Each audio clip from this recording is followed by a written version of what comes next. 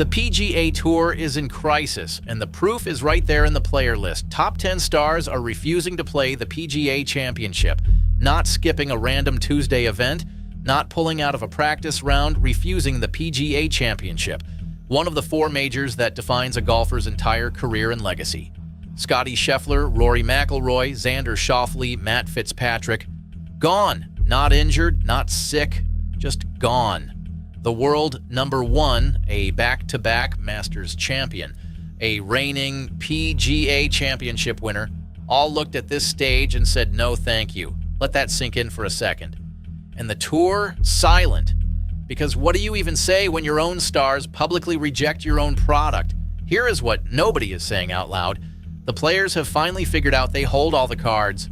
The moment your best athletes stop showing up, you do not have a scheduling conflict, you have a survival problem. I genuinely think this is the point of no return for the PGA Tour. Harsh? Maybe. But tell me I am wrong. Drop your take in the comments. And if this is the energy you want every week, hit subscribe. Now let's get into exactly how this happened. But to really understand why this is happening, you have to go back to where it all started. Because this crisis did not appear out of nowhere. The tour built the conditions for this themselves. Cast your mind back to 2022. A Saudi-backed league called LIV Golf showed up with a blank check and started signing the biggest names in the sport. Phil Mickelson, gone. Dustin Johnson, gone. Brooks Koepka, gone. The PGA Tour was watching its own stars walk out the door in real time, and they were absolutely powerless to stop it because the money being offered was simply untouchable. We are talking about guaranteed contracts worth hundreds of millions of dollars, not prize money you have to earn. Guaranteed, just for showing up. So the tour panicked. And when organizations panic, they throw money at the problem. They created what they called signature events, a new category of tournament designed to feel elite. Limited fields, only the best players get in. Massive prize purses worth $20 million. No cuts, meaning every player is guaranteed to earn something. On paper, it looked like a masterstroke. Keep the stars happy, keep them from jumping ship, give them a reason to stay loyal to the tour instead of chasing Saudi money. And for a moment, it actually worked.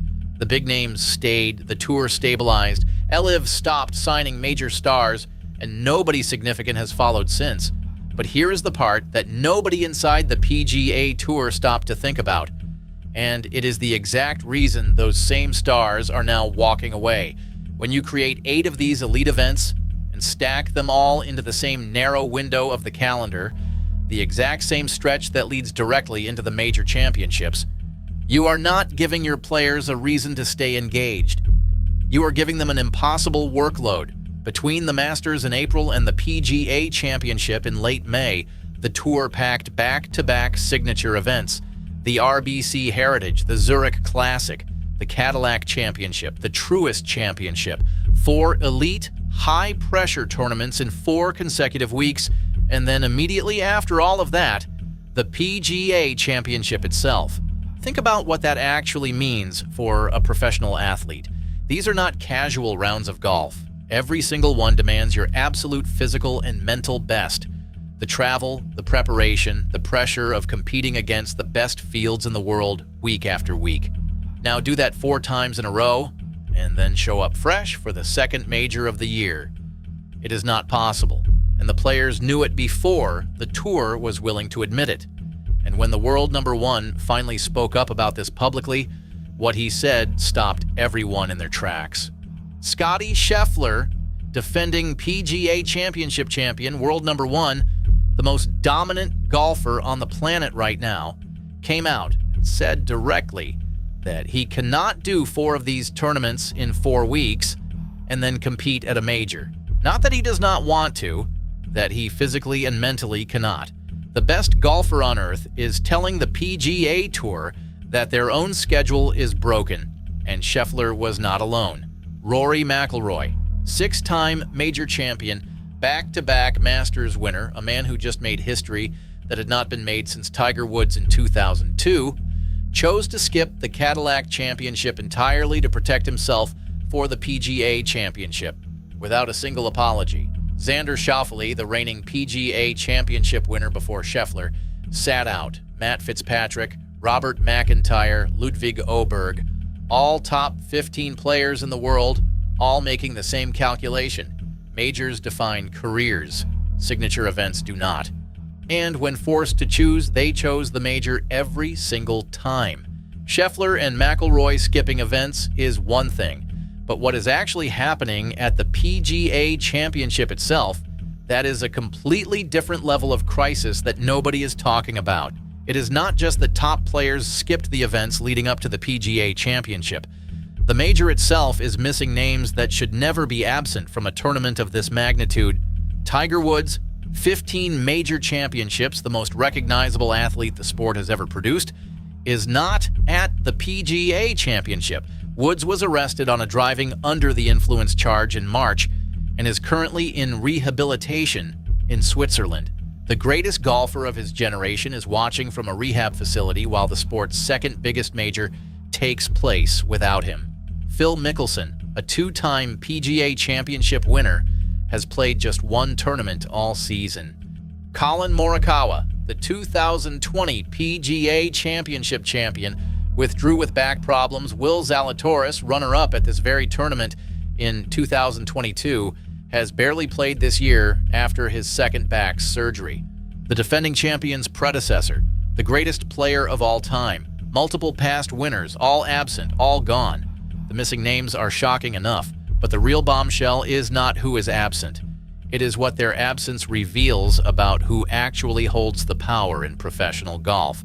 And the answer will surprise you. The PGA Tour does not own the majors, not a single one of them. The Masters is run by Augusta National, a private club that answers to nobody. The U.S. Open is run by the USGA, the Open Championship by the R&A, and the PGA Championship by the PGA of America, an entirely separate organization from the PGA Tour. What that means is devastating. The four events that every player, every fan, every sponsor cares about most, the events that build legacies, that get remembered decades later, that every elite golfer plans their entire season around. The Tour has zero control over any of them. The PGA Tour is essentially a middleman. It sits between the players and the events that actually matter, and the players have collectively figured that out. When they choose a major over a signature event, they are not rebelling against golf. They are simply following what has always been true. That legacy is never built at signature events. It never has been. The Tour thought it had survived the worst. It had no idea it was about to walk straight into the trap it built for itself. The bitter irony is almost too much. The Tour spent years fighting LIV Golf to protect its product, its players, its prestige. It created signature events specifically as a weapon against the Saudi threat. And in doing all of that, it built a schedule so brutal and so relentless that those same stars are now walking away anyway. Not to live golf, just away from the grind, away from a system that asked too much and gave back too little in the moments that actually counted. LIV Golf could not break the PGA Tour, but the PGA Tour's own schedule might. The Tour has no easy fix. You cannot remove signature events without losing the prize money that kept players from defecting. You cannot compress the schedule further because it is already breaking athletes. You cannot force independent contractors to play tournaments they have chosen to skip. The trap the Tour built to catch its competitors has caught itself instead. The players have tasted the freedom of prioritizing what actually matters, and that is a decision you cannot unmake once you have made it. So the question is no longer whether the PGA Tour has a crisis. The real question is whether the people running it are brave enough to tear it down and start again before the whole thing collapses on its own. Because right now, the Tour's biggest stars are sending one message, loud and clear: fix this, or we will keep walking. I think the Tour has already lost control and cannot get it back without a complete reset. Agree or disagree? Tell me in the comments because I want to hear your take on this. And if this kind of breakdown is what you're here for, subscribe. New breakdowns every week, and it genuinely helps the channel grow.